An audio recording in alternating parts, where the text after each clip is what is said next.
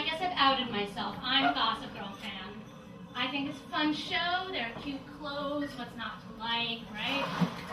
The only thing, however, that I take a little bit of issue with the show is I don't think that it presents the most accurate version of what life is like growing up as a teen in Manhattan.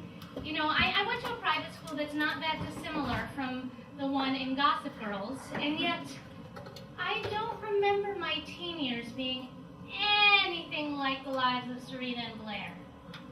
Maybe I just ran with the wrong crowd, though. I don't know.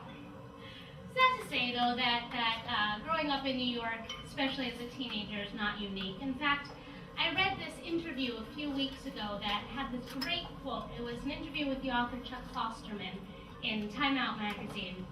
And the interviewer was saying that it must have been odd for him growing up in North Dakota, as he did. To which he responds, I'm going to paraphrase, so, you know, sorry, Chuck.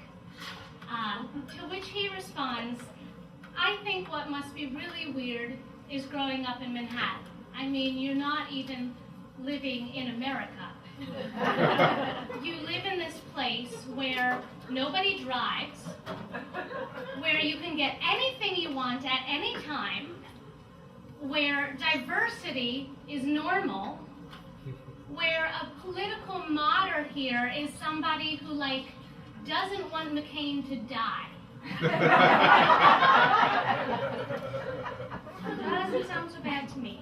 Of course, there are some teen rites of passage here in Manhattan. One of them is getting your first fake ID. I got my first fake ID when I was 14. And, hi, Mom. This is the part of the cabaret I'm made of.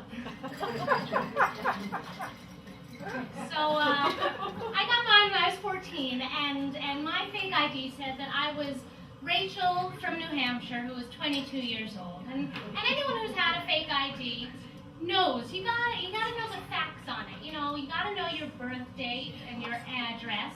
And so I was good. I studied it. I knew it. I could just rip it off at any moment. But I decided I needed to go a little further to make my identity believable, and so I decided to make a little backstory.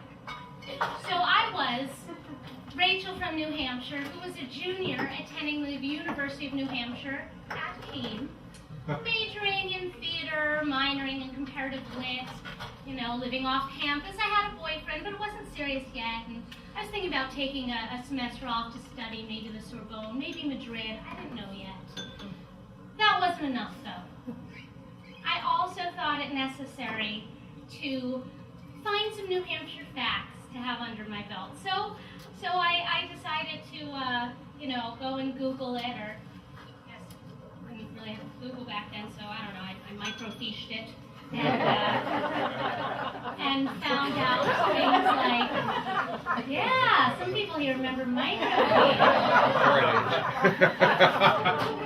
And remember things like, I don't know, maybe the state bird, purple finch, the state motto, live free or die, and so maybe something like the median household income, $60,441.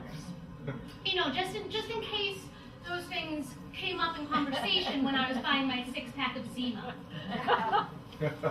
So even though I was truly good with my amateur fake identity, I was still small leagues. I don't know how many of you seen Catch Me If You Can. Anyone? Gossip Girl, at least you've seen that. It's okay. It's okay, we can still be friends. And the main character in that, Frank Jr., is a true master of disguise. You know, he can slip into absolutely any identity he wants. And I don't know if you know, but as is the fate of many movies today, Catch Me If You Can is going to be a Broadway musical. And this song is from the upcoming Catch Me If You Can musical.